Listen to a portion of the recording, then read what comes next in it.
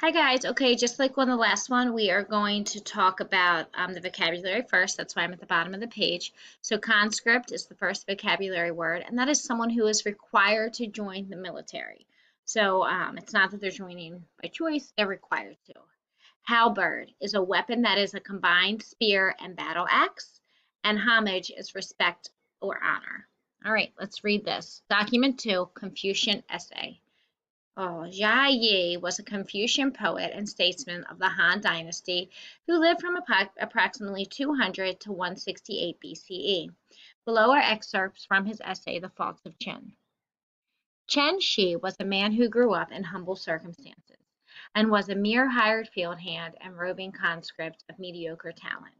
Yet, even stumbling as he did amidst the ranks of common soldiers and shuffling through the fields, he called forth a tired motley crowd and led a mob of several hundred to turn upon the Qin.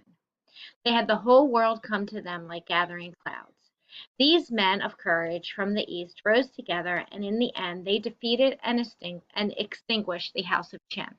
Okay, so this is talking about a man who was forced to join the military.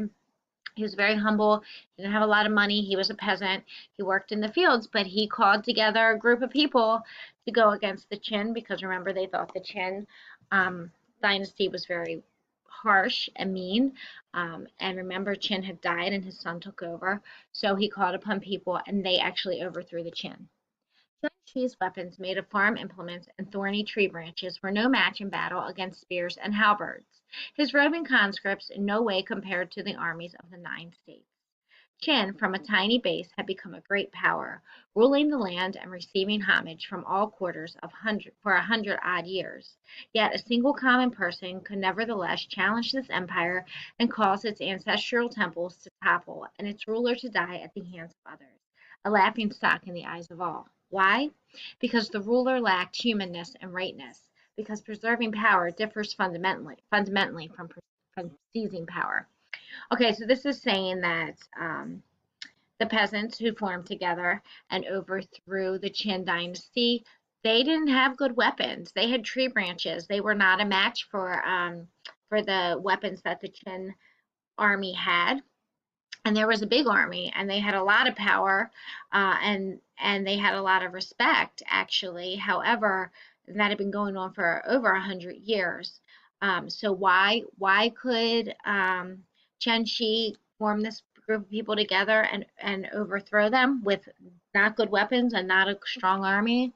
Because people didn't respect them because the Qin lacked the connection to human people. Okay, just because you have power doesn't mean that you should be in power or that people respect your power.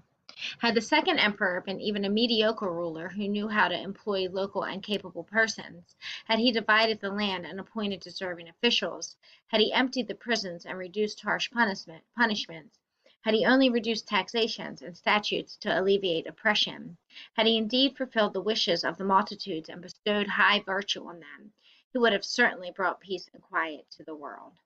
Okay, so this was false of the Qin. So after Qin died and his son took over, he could have changed kind of the way he ruled and the harshness he ruled with, but he was not even a mediocre ruler, which means like an okay ruler. He was crappy.